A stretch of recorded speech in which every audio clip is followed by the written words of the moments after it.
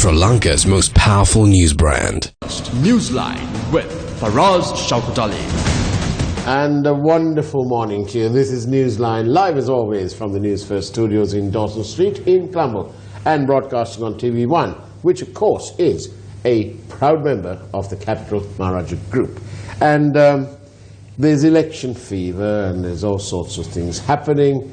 There's monies coming in payment for the sale of virtual sale of one of our prized assets. And so things are apparently happening. And there are some areas where things are not apparently happening. To discuss some of those issues is that outspoken lawyer, Mr. Hemantha Warnakulasuriya, PC. Very good morning to you, Hemantha. Good morning, Faraz. Very good morning to you. Do you miss not being a diplomat? When I came back, I felt that I should have stayed longer. Right. But after I came back and after I got involved in my practice, I thought, no, I was offered to become a diplomat, take a position abroad. I declined. I see. Well, you seem to be fully engrossed in all these contentious affairs that are happening in our country now. And what's your latest? What's your latest concern on the matters connected with bond I must games? really thank you and this group and your chairman for having placed trust in me to come and speak about this bond scam. I'm very much concerned about the entire episode that took place for us a long time, and we are very grateful to the President for having appointed the Commission. Now, I told you, Faraz, right from the beginning, even the people in the Intelligence Department always told me, painted a picture of gloom. They said nothing is going to happen, no action will be taken. Even the report, they were very skeptical. But the report, I believe, from what the President has announced, has some very positive things, and we are very happy that the commissioners went deep into this matter and found certain evidence which is not found by anyone, not even the Auditor General, and then published it. Now the question is, what is the next step? Yes, I think that is on most people's minds. Yeah, the Commission of Inquiry Act gives directions, and on the direction, certain recommendations are not automatically, the Attorney General cannot implement them. They must investigate, and from the investigation, they must find criminal and civil charges. But Mr. Hemantha, I'm sorry to interrupt, but investigate what? Investigate what? The Attorney General's Department have already investigated. Yeah, no. On the evidence that have been given, the evidence given by, the objection taken by Arjun Aloysius, and then we object to that. We were in fact, both of us were trying to go to the Supreme Court on that matter, but we declined. We did not do so because we felt that whatever Arjun Aloysius would say in court will not be admissible in a court of law. So therefore, there must be separate investigation on the lines, recommendations of the Commission. There must be certain investigation, and immediately, without a delay, we must take steps to recover the assets, prosecute criminally all those people who are guilty of this massive. How essential, in your view, is to prosecute criminally? Yeah, it's very, very important because this is not a case in which we are trying to appropriate the money that have been filtered out. No, that is not that doesn't give that message. The message is, if you are a thief, if you have robbed the bank, if you are involved in a scam, there must be criminal action against those people who perpetrated, irrespective of their political position. I believe a person who tries to shield the thieves are equally guilty as the people, as the thief himself. Because it's very, very important criminal law, the command responsibility. Yeah. If you are the minister in charge of the central bank, and if you have not taken any step to prevent a recurrence of this type of scam, then you are under the present law, universal law, international law, you are equally guilty as much as the perpetrators of this crime. Right. You say about command responsibility. Then, if the minister hasn't delivered, then shouldn't his appointing authority have done something about it? No, the minister, it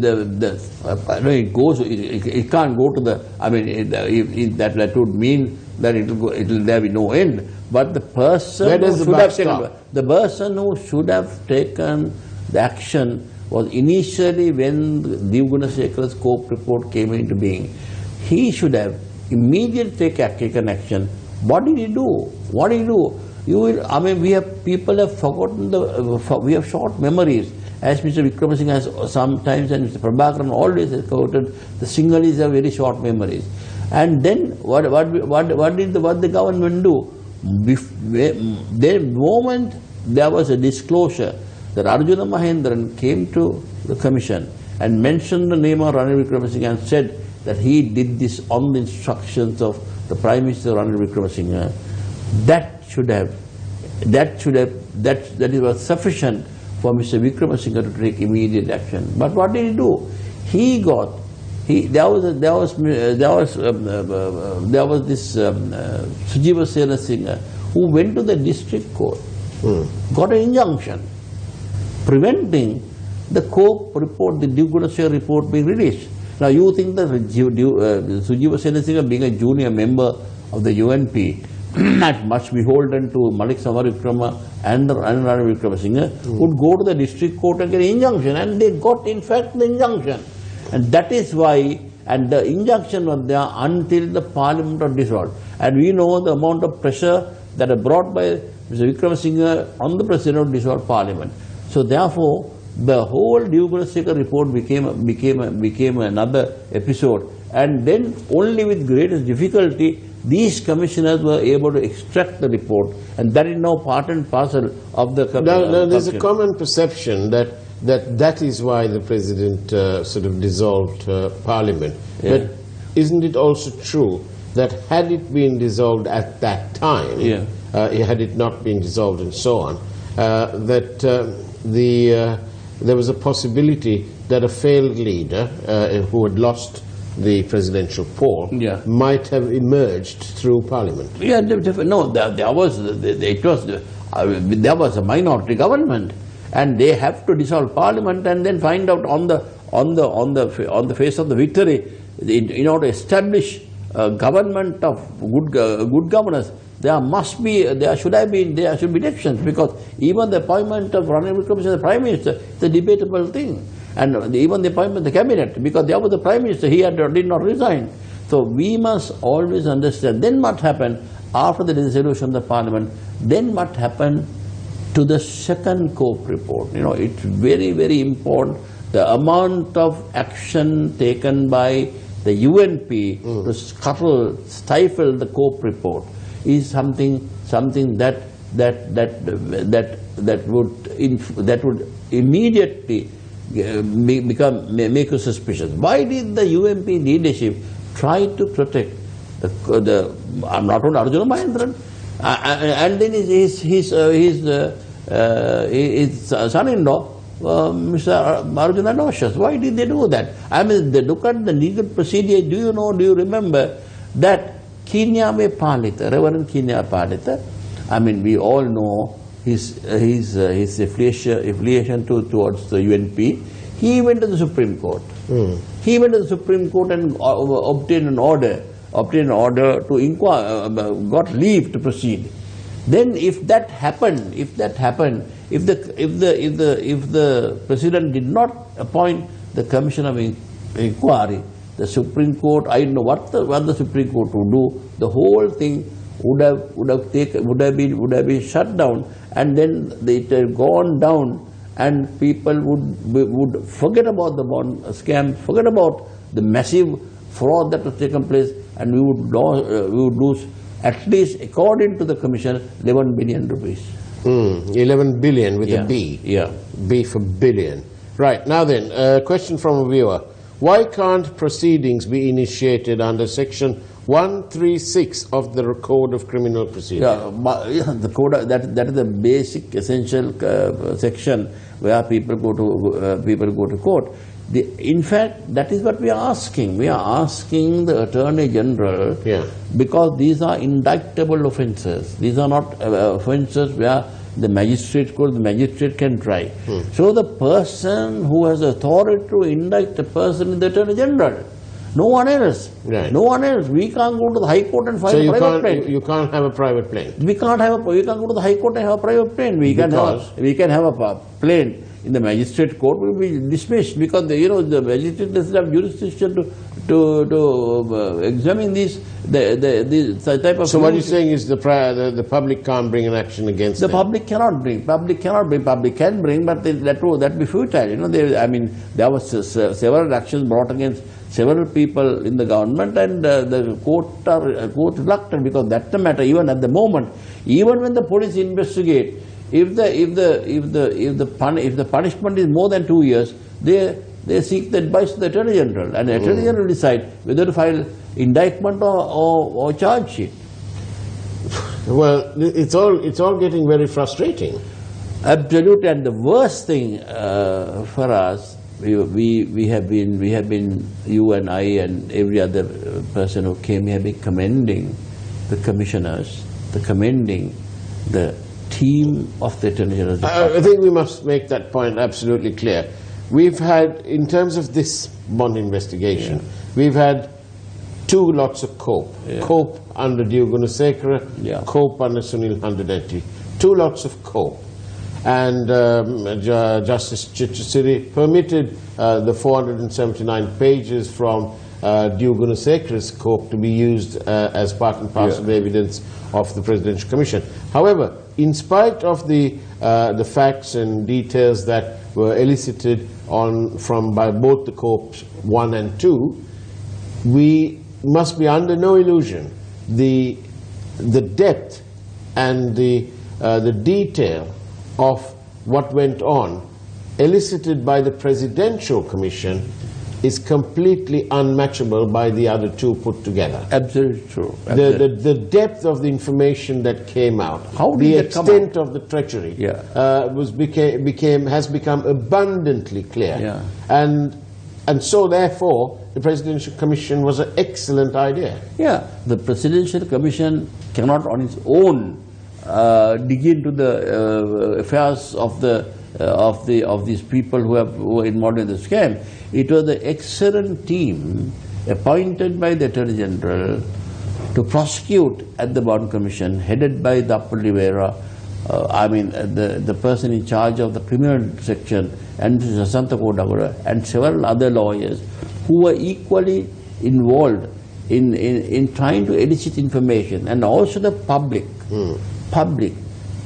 without any fear. They for the first time felt that there was a commission that is sitting who is unafraid of inquiring into matters, and they gave information, so much of information that is passed on to the investigative team. And also, we must never forget the criminal investigation department. The 4 or 5 officers, how they work tirelessly day and night in order to bring this illicit information is unimaginable. So therefore, I would say that our police, the agency department is quite capable of handling any war crime, and we don't want any foreign judges or foreign experts. If they are given a free hand, they will do an excellent job, and this is exactly what happened. So therefore, I have told that we have never seen in my career of 40 odd years as a legal professional, I have never seen such independence shown by not only the commissioners but also by the investigative team appointed by the Attorney General and the IGP to inquire into this. Now then, here's an interesting question coming along. No one has focused on the stays of the bonds, or the status of the bonds already issued for the period of 30 years. The fraud is only one aspect of it. Yeah. What about the funds already obtained and the interest payable of 12.5% for the next 30 years? Yeah. What is the legal status of that? Shouldn't the central bank cancel the entire issuance and validity of such bonds? Future interest payments, etc. The legal validity of this appears to be forgotten by all. Yeah, no, it's not forgotten. That is another aspect. That's another aspect which must be dealt by the Attorney General's Department. How we could appropriate these assets. Now there's a very debatable thing. What are the laws that are there prevalent to charge these people? If their laws are inadequate, my position is that insider trading into bonds is not a punishable offence. There is no law about insider trading. But now, unlike the Securities and Exchange Commission, where insider trading is a very, very serious offence, and no offence. So then if that is so, and also what about the assets that have been appropriated by some 7.5 million, or the total of 1 billion, only 7.5 million have been frozen. What about the other 4 billion? Whose pocket did that 4 billion go? Why is somebody trying his best, getting his parliament colleagues to shout and make a mockery of the parliament? Is it someone who benefited from that 4.5 billion? Now that is what I say, that there must be special legislation. The question of retrospective effect must be determined by the Supreme Court. But it appears to me, Mr. Warnakulasuriya, that the central bank can do all this already. They are the best positioned because they are the monitors, if you like, of everything. Central bank can do. So the most logical step would be to recall to take away those bonds from perpetual. But at the moment, you must understand the government on one section of the government is trying to protect these people who have committed this fraud.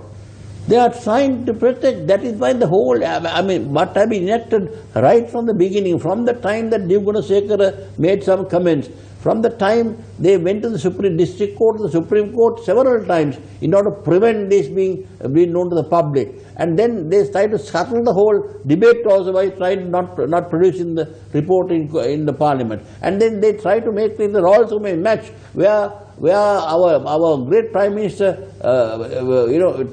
taken the position of another royalist who is very, very famous for boisterous behavior in the Mustang stand.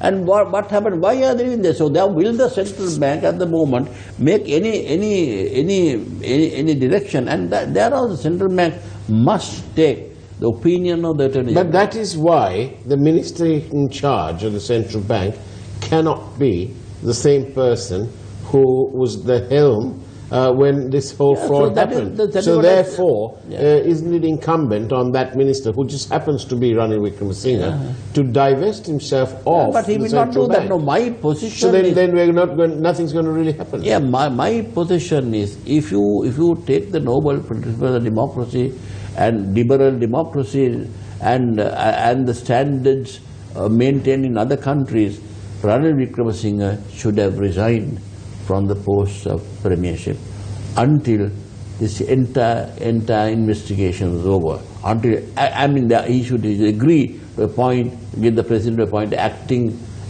prime minister for a short time until this investigation is over. Therefore, at the moment, there's so much of pressure is being made. Do you know, Faraz, when the report was not out, extracts of the report and the evidence was given to the Treasury Department to find out whether there was any civil liability. But this report, this whole dossier of files given by Mr. Nagawat, then the DIG, then the DIG of CID or DIG or the director of CID, and hand it over to the department. The department sent it to Mr. Suhada Gamlat, the Solicitor General. Now what did he do? He found, first reading of it, he found that the huge scam. And then what did he do? He opened a criminal file to investigate and charge criminally, all those people are responsible, including Arjuna Mahendran and Aloysius. And then he sent that file to a junior officer. Then what happened? Then nothing happened. When there was no return, when he questioned, he found that the then Attorney General, Ms. Vyanjan Vijay, has taken over the file, changed the character of the file, made a confidential file, and just left it. So this clearly shows the amount of pressure brought on the Attorney General by the government in order to safeguard themselves, in order to safeguard the perpetrators of this scam. This never happened. You're saying all this with responsibility. Absolutely, I know the numbers. I know I have published them also. I know the number of the case, and I know how it was changed. I know the number of the second case. Nothing happened. So therefore, I believe if there's a fair investigation to find out who was responsible, whether there was a command responsibility, I think the criminal investigation department must question Mr. Suhada Gamlat, the Solicitor General, must question the legal officer to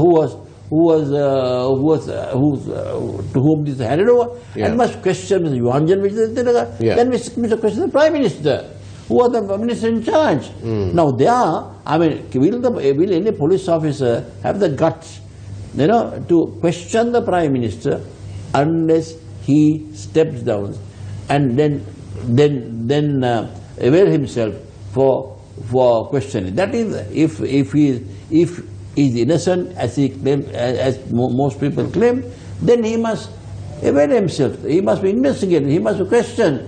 Otherwise, this is going to, unfortunately, everything. And the Attorney General has done another important thing.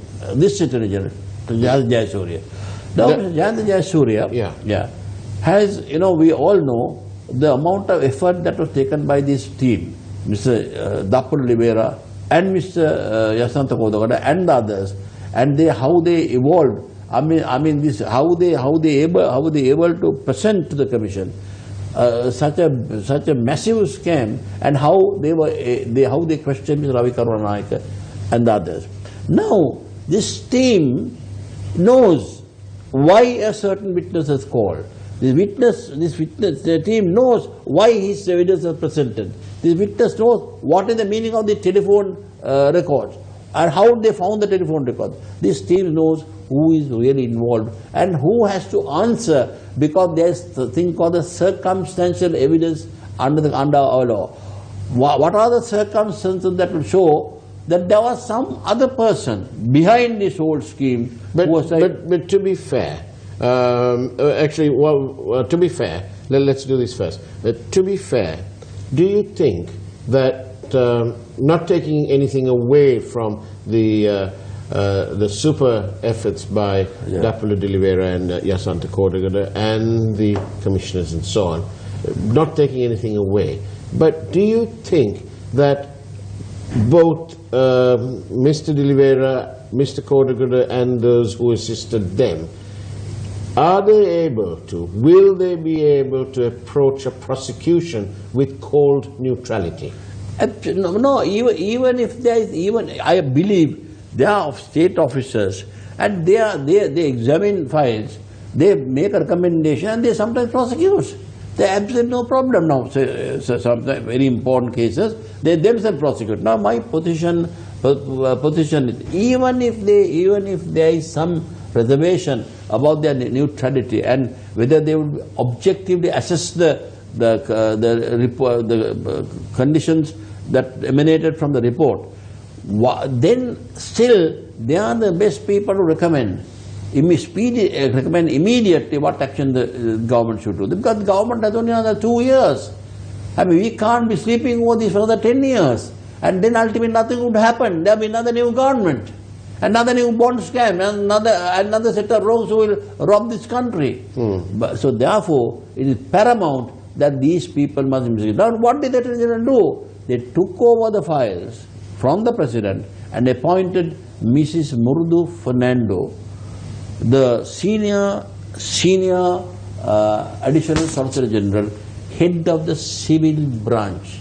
But why give her something that's criminal? And then the team of Haripriya Jayasundara, who is also, she is the only person who has some criminal background, and then Naren Pulle, an expert who defend the government in FR cases. But my position is they are all honorable, capable people. But then they now say, Mr. Murthy Fernandez, I don't think for the last so many years she has ever stepped into criminal court, where she has so much of responsibility as the head of the civil branch. There are so many cases that are filed. I can understand the civil aspect of it, how to recover this money, whether there must be special legislation brought to the parliament with all the assets included, legislation that is called ad hominem, where it is directed at these people, and whether it has a retrospective effect. Well, like in the case of Sepale Kanaka's case. Sepale Kanaka, when he hijacked the plane, there were no laws known to the hijacking. So we brought in, and that accepted. Let the Supreme Court and others decide whether it's necessary, because this is a grave national crisis. The gravest scam, I think, ever perpetrated by anybody in the Southeast Asian region. So therefore, I mean, we cannot go into a shell and say no retrospective legislation, because no one knew about the manner in which this scam was operated, and there was no legislation to that. So now we must bring legislation and then bring certain acts in Parliament within a very short time to recover this money, and the criminal procedure can go on. And I believe the President and the other ministers who are involved must resign and submit themselves to an independent investigation conducted by the Attorney General, conducted by a very team who is not biased against anyone, who is prepared to elicit the truth. So now what you're saying is you're claiming that these Bondgate files have been given by the Attorney General to a team that specializes in civil matters. Absolutely, except Mrs. Harpreet. Yes, except bar one person. Yeah. And therefore, your fear is that the focus is only going to be on the civil aspect. Yeah, you do not know, I was told by somebody in the Treasury Department, when these files came, there were four trolleys. The 4 trolleys contained files of the bond investigation. So do you think it's humanly possible for a person to again study this whole thing, study from... So do you think that if that's the case, do you think that Mr. Mahendran may return to Sri Lanka if it's only... Mahendran may not return, but ultimately nothing would happen, and this will take more than 2 years. And even if the President, the government... It will take 2 years because... more than 2 years. Because of the law's delays. No, because the amount of material that have been found, and because all that is new now. Suppose if I get a brief today... So why do you think the CID haven't, or we appear not to know if they haven't questioned Arjun Aloysius yet and recorded his statement? Because no directions have gone. Why do you want instructions? Do you know the Treasury Department, even this present team, I say they should have, I have told this publicly, they should have filed a B report in the 4th Magistrate Court and obtain, without even summoning them, obtained a travel ban. And that would have prevented... I'm very suspicious of the fact that Mahendran was allowed to go up, down and sideways. Yeah, so there was no travel ban. So my position is, if they did not, even the Aegis Department, this team, I don't think. What about the CID? Can't they file a B No, report? they cannot. They have to get instructions from the Attorney General's Department. They can't act independently. Every single case, they take instructions and they record statements. What's the role of the Minister of Justice in all of this? Minister of Justice had nothing to do with this. Completely She had nothing to do. She can't give direction. She can always ask the Attorney General. But the problem is, the UNP, the manner in which they behaved in Parliament, but the CID they wanted to suppress this whole thing. But the CID, back to the CID were involved in, they were helping the Commission investigation. Yeah, they did not do anything. It was the directions of the prosecutors, the able prosecutors, the Livera, and they gave directions. Record this statement. Then when he says something, now find out whether that is true from recording this statement. Have you brought to the attention of those in high and appropriate office. In fact, I have conveyed this message to the President and said, there is a serious problem. The Attorney General has given these files to another team on the basis of bias and objectivity. Somebody's asking me whether, do you have any ulterior motive? Do you want the case? Do you? Do you want the brief to take action against them? I'm telling you, I will not be competent to handle that kind of brief, because it's huge, and I don't think at my age I can study all these files and come to a fair conclusion. And my position is there's a team of lawyers who went and who I know Mr. Livera and Kodagoda, they sometimes broke in the morning, from about 5 o'clock in the morning, preparing for the evidence. And that is why everybody is placed in this commission. For the first time in the history of our country, a president has appointed a commission to inquire into the needs of their own ministers and own officials, and they also had the support of an excellent staff in the intelligence department. Hemantha, Warnakulasuriya, guess what? It's the end of another eventful morning. How sad, but life has to go on.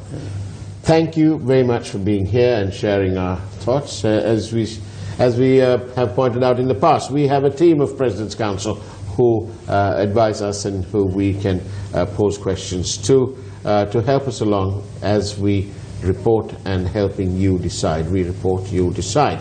On that note, that's the way it was on the show this morning. Enjoy the rest of your day. Take care and God bless.